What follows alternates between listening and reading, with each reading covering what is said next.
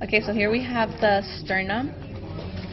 Here, and there is the jugular notch, the clavicular notch, the manubrium up here, the body, articulation for the xiphoid, and then the costal notches along the side.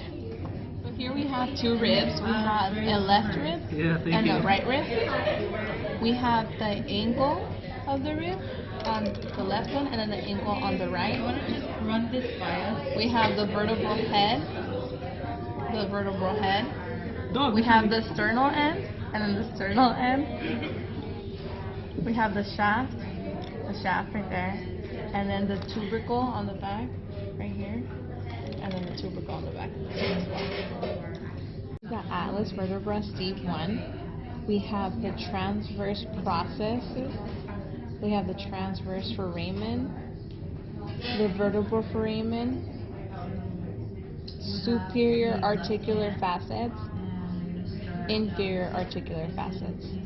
This is the axis vertebra C2. We have the body, we have the dens, the transverse process on this side as well, and then we have the transverse foramen, the vertebral foramen, superior articulate facet, and then inferior articular facets.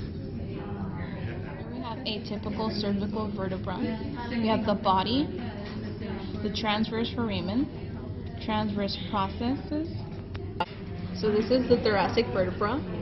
We have the body, the spinous process, transverse process, superior articulate facet, inferior articular facet, superior costal facet, and then inferior costal facet, inferior vertebral notch, and the vertebral foramen.